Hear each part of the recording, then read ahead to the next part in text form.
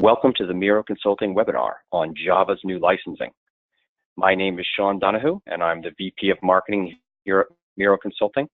Joining me today is Miro Consulting's Director of Technical Services, Tim Hegedus.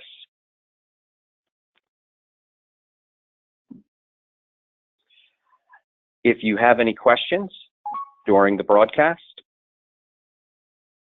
please use the question box in your webinar control panel, and we'll answer them at the end of the session. Before we begin, I'd like to briefly explain who Miro is. We specialize in license management, software audit defense, cloud migrations, contract negotiations, and subscription management for Oracle, Microsoft, IBM, and Adobe. Since 2000, Miro has helped hundreds of clients worldwide to optimize their total cost of ownership and has overseen over 1.5 billion in licensing transactions. Please note that all of your questions will be kept strictly confidential. Only us, the presenters, can see who submits a question. So without further ado, I'm going to turn it over to Tim. Tim, let's get started on Java's new licensing. Thank you very much, Sean, and welcome everyone. Good morning, good afternoon. We're going to present this topic for two very, very important reasons. First, we want to kind of respond and allow you to respond to Oracle's recent announcement about how Java will be licensed. And second, probably more importantly, to help you understand how this change might impact you and your organization. So let's take a look right off the bat at these announcements. They came in rapid succession, which is somewhat atypical of Oracle.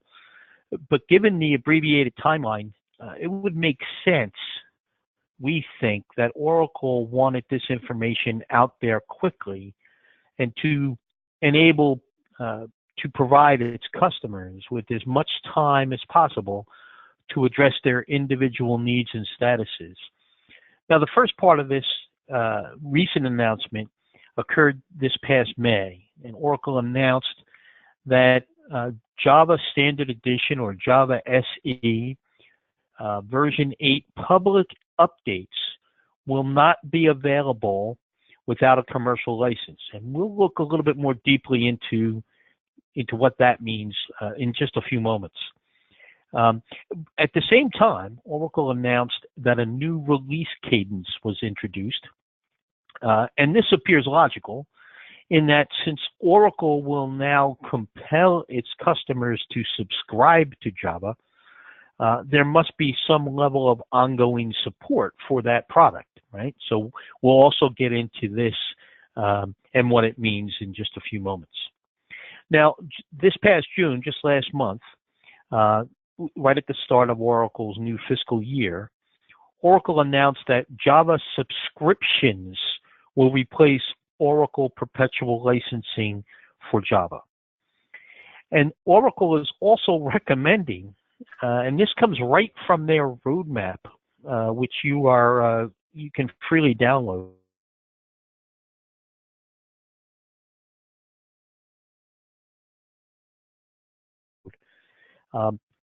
But you're downloading the non-licensable instances of Java, right? Per Oracle, and I'm quoting here, they are working to make the Oracle Java Development Kit, or JDK, and the OpenJDK interchangeable.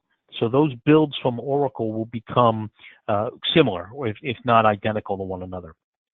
And they're doing this in order to support those organizations that do not want commercial support or their enterprise management tools that accompany Java SE.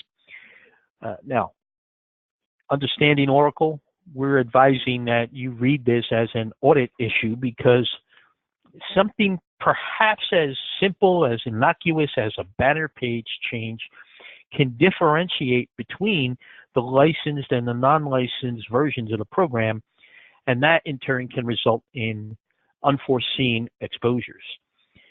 And lastly, all of this goes into effect in January of 2019. That's less than 6 months away. It's actually far less than 6 months away.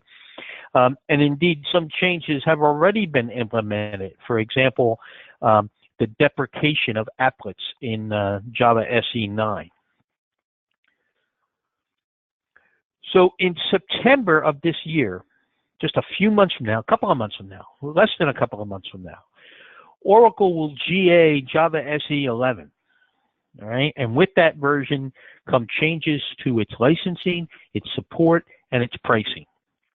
Now, Java SE requires licensing for all commercial uses except development.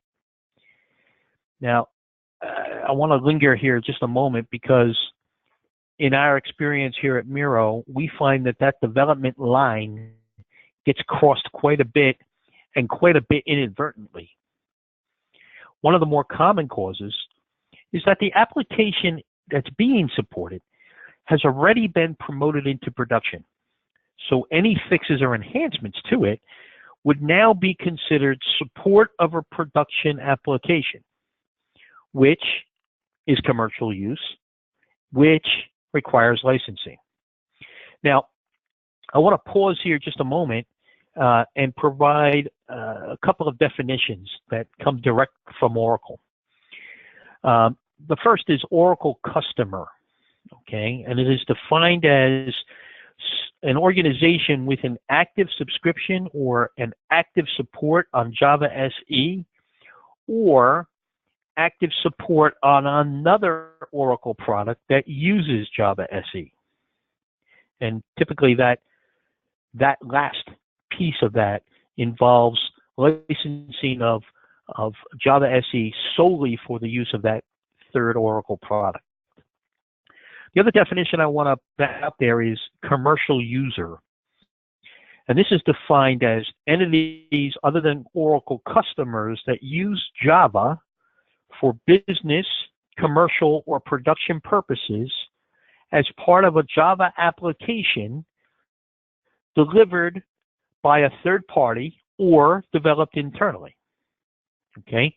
So, in other words, what they're saying is that the Oracle customer is already a subscriber or a holder of supported Java licenses, and that commercial users are those who do not have Java support or a third party or a third program that is using Java SE.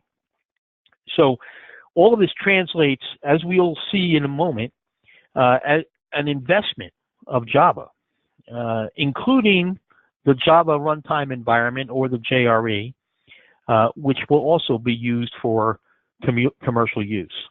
Now, some of the enterprise function capabilities will require licensing. These two are deemed commercial use and so would require this level of licensing. Now, this next slide comes directly from the Oracle public roadmap for Java SE, and in that roadmap, Oracle states that it will make available to commercial users as well as to personal users updates that in the publicly available versions of Java SE in accordance with this table, right? So once, now this is very, very important. Once Java SE version, right, reaches end of public updates, right, now you'll see that that middle column there where it says commercial public updates refers to the end of public update. And Oracle states that once a Java SE version reaches end of public updates, any further updates will be available only to customers and accessible through My Oracle support. Okay, so let's take a look at what that means. First, a little bit of readability here. LTS refers to long-term support, which is Oracle's traditional 5+3. That is to say 5 years of mainstream support, followed by 3 years of extended support, for which there is a charge, by the by, except where it's waived, but we won't get into any of that right now. Now, remember that this whole graphic deals with public updates to Java. And I want to really focus on that row for Release 8 and the commercial public updates. Right? This is the very crux of the matter involving the Java environments of a good many of Miro's clients. That particular column, that particular row meets at January of 2019. And you only have through January of 2019, less than 6 months from now, to get licensed for future support of your Java SE8 environment, because no releases beyond that do you any good. Here's what I mean by that. The time frame for which Release 9, which is a non-LTS release, in which it would receive public updates, is already passed. The time frame for Release 10, which is another non-LTS release, is just a couple of months away. And public updates for Release 11, which is an LTS release, won't occur. They're discontinued. So now we kind of switch gears just a little bit, right? The previous slide was Java public updates. This is your Java support roadmap. And while it was hinted at in the preceding slide, here we see where Oracle's new release cadence comes into play. Those short-term or non-LTS releases are only supported for 6 months, right? You can see that for Release 9 and Release 10. But more correctly, these releases are superseded. The non-LTS releases are considered cumulative updates of the preceding LTS releases. And whenever a new release is made available, either an LTS or a non-LTS, it supersedes the then current non-LTS release. So as soon, if you can read this, as soon as version 10 was GA'd in March of 2018, it superseded Release 9. As soon as Release 11 becomes GA'd in September of this year, it will supersede version 10, and so on. Okay? You can also see that traditional 5+3 support window in the Release 11 row, right? You see the 5 years through September of 2023, and then extended support going out to 2026. And we peek a little bit into the future here on the next row, where we see Release 12, right, which is scheduled for GA in March of 2019, I should say. And as a matter of fact, we can also see where Oracle targets March and September for their non-LTS releases, right, each lasting to the next cumulative update. There is a numbering scheme. I'll kind of go sideways on you here just a little bit. The numbering scheme for 12 will be 19.3. What that means is the 2-digit year followed by the single-digit month, right? So March of 2019 is 19.3. Now, important. Remember that you will only be eligible for these updates or the LTS or non-LTS releases, right? If as a commercial user you have an active license or active support, right? So let's get into the changes around Java SE is actually priced.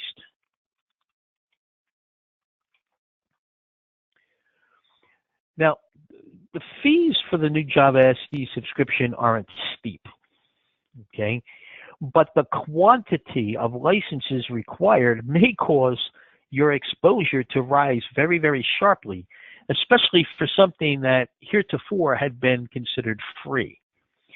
So what's listed here is the most expensive pricing that you can be charged. Right? For the larger deployments, there is tiered pricing that runs around either side of 15% for the desktop software and between 5% and 15% per tier for the server software. So what's that saying is that if you have if you've achieved a certain level of desktop licenses, your price is 15% less than $250, and then the next tier would be about 15%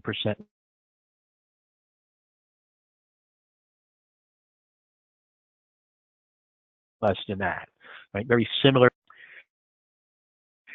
So I'm repeating here, right? To be aware that per Oracle, once a Java SE version reaches its end of public updates, any further updates will be only available to customers and accessible through My Oracle support. Okay? So I just want to emphasize that portion. Okay? Now, the second part of this slide is very critically important. Current licensees, that is, holders of Java SE on-premise licenses, they would be Java SE Suite, for example, need to do nothing, right, other than document your deployments in the event of an audit, right? Because your existing licenses are still valuable and they are still usable.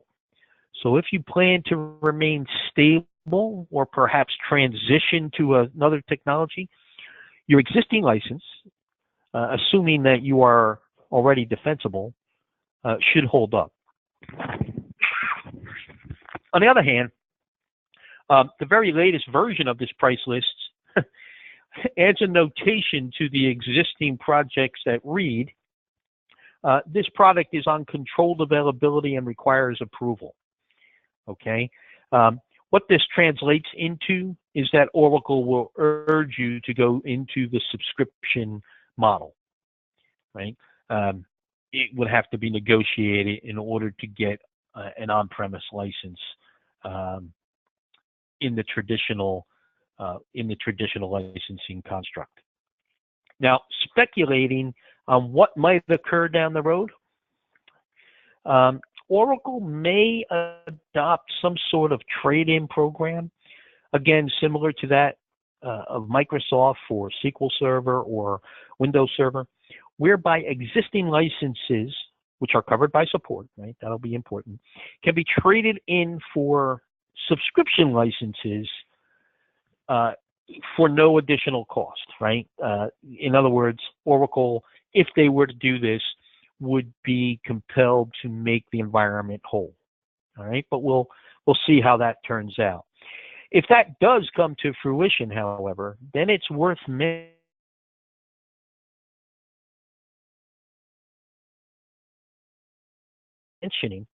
that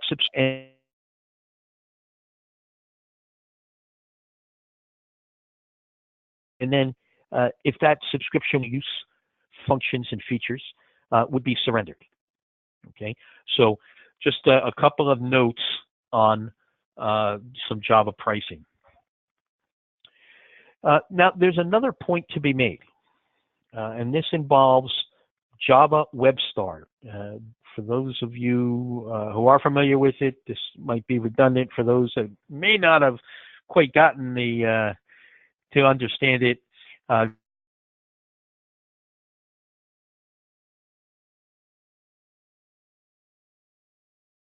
Java WebStart is it's been included in the Java Runtime Environment, or the JRE, since around Java 5.0.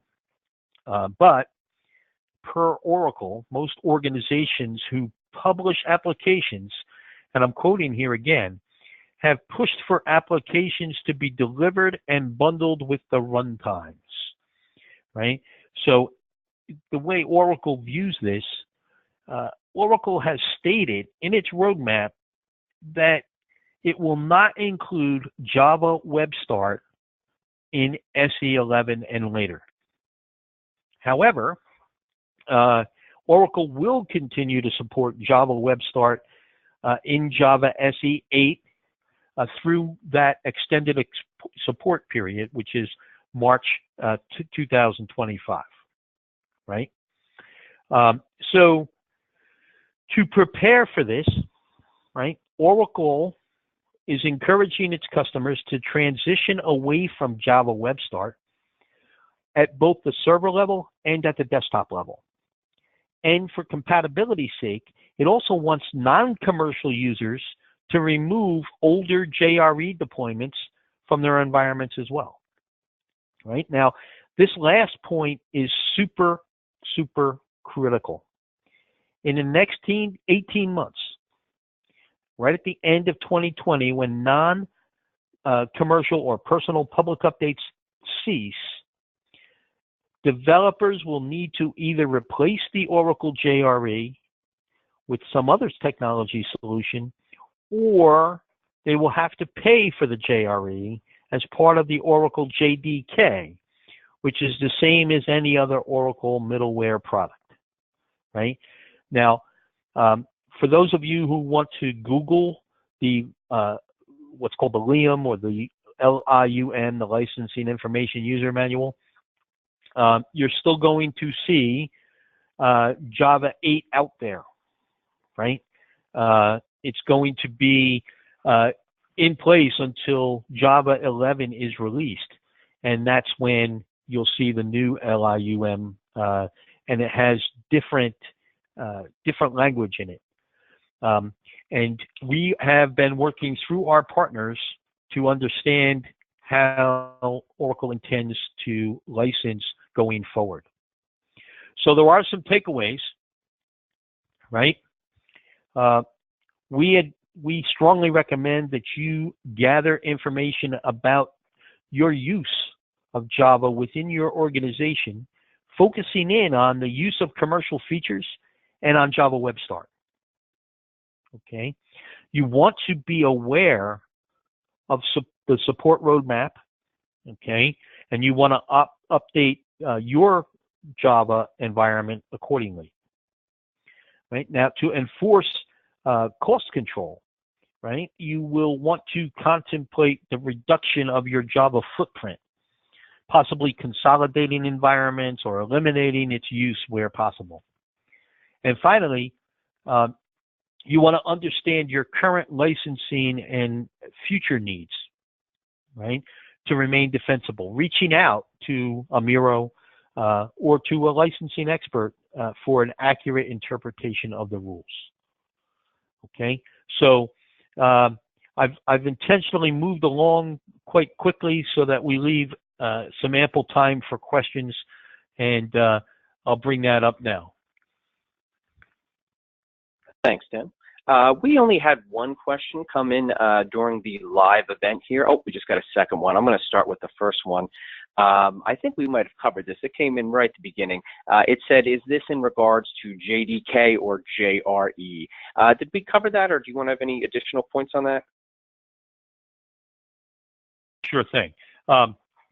This is the JDK is the Java Development Kit. It only involves Java. It doesn't involve any of the other tools associated with it, or the Oracle Java environment. So it does not include things like JLink or JBoss. Those are external to this particular policy change. Now, interestingly though, JBoss, for example, in our experience, has used the Oracle JRE as a runtime environment. That's going to have to change. So if the question is whether or not JBoss requires licensing, it's an open source tool, but the JRE, if not using the one that accompanies JBoss through JBoss tools, is not used, and they choose to use the Oracle JRE instead, then that will require licensing. All right, thanks, Tim. And I see we have a few participants have their hand raised. If you are looking to ask us a question, if you look on your webinar control panel, there's a little section called questions.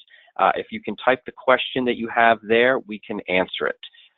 We had one more question come in. I'm going to ask, Tim, this one might require us to contact the person and get more information, but I'm going to read it off to you and see if we can answer on what we have already. The person says, we have an app that runs off of Oracle Application Server 10G, OAS 10G. Does it mean we are using Java SE? You are using Java SE, if it's a Java application, obviously, but Java SE is also embedded in the Oracle Application Server licenses. So that falls into that third category of Oracle customers. So you are covered.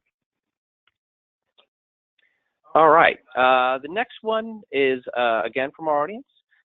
Does the open source realm not provide protection? It does, but not for Oracle Java. Oracle purchased Java, and that acquisition was some time ago. So Oracle is now making Java a part of its portfolio of products for which it requires licensing, and is folding that under the its traditional support realm. So in this particular case, the open source, there is an open source alternative within Oracle, the OpenJDK, and then there's also things like the JBoss and JLink and other products that have a Java development kit as well as a Java runtime. So I would think that the answer to your question is it would be easy to assume that the open source realm would be a protective mechanism, but in this case, the ownership belongs exclusively to Oracle, and Oracle is, like I said, converting it to its licensable portfolio of products. All right, we've got a couple more come in. So the next one is, if we use JRE, do you need to license Java? And what about EBS that uses JDK JRE? Okay, well, let me take those in reverse order. EBS has a Java JRE embedded in it, so that again falls into that Oracle customer where you can use Java JRE, Java Runtime, Java Developer Kit for EBS specifically. Okay, that is the restriction. With respect to having a use of JRE outside the use of that particular product, it would have to be licensed. The JRE is part of the JDK, and in order to license the JRE, you would have to have a subscription license to either the Java server software or the Java desktop software. All right, there's a follow-up to that question. What about third-party applications that run using JRE? Do we need to license JRE for that application?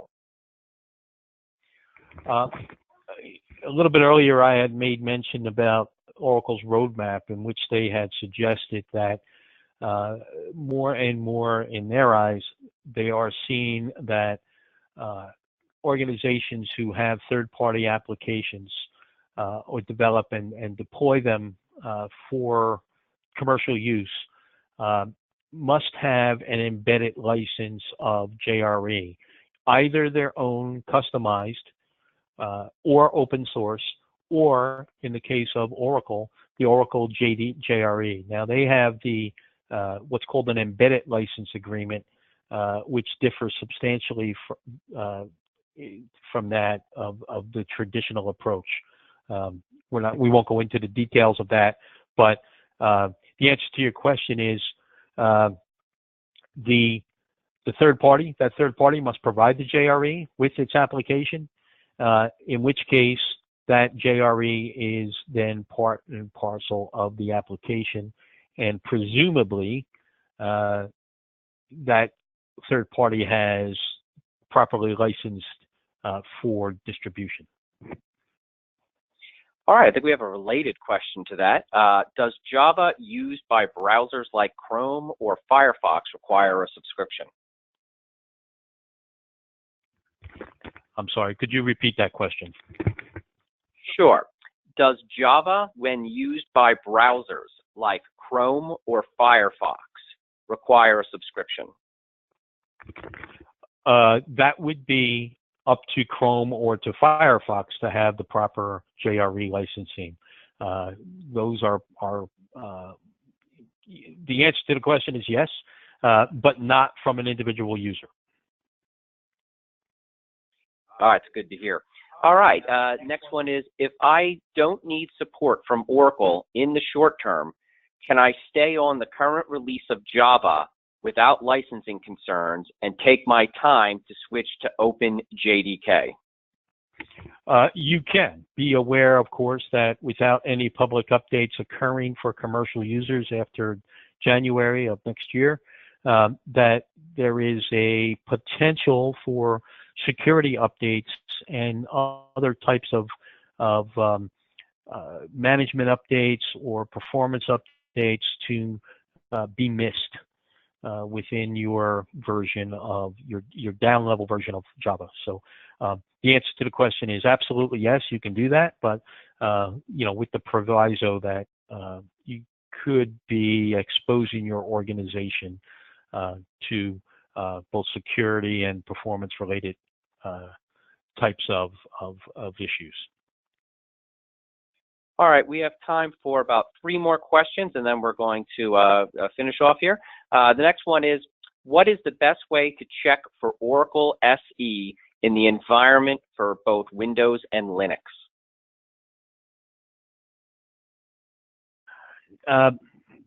There are many software asset management tools out there that will detect the software. How they do it is probably proprietary to them, but I would say that those tools can and should be used to detect any deployments, either at the desktop level or the server level. All right, I apologize to anyone if you hear some loud noises in the background. We have some thunderstorms going through our area.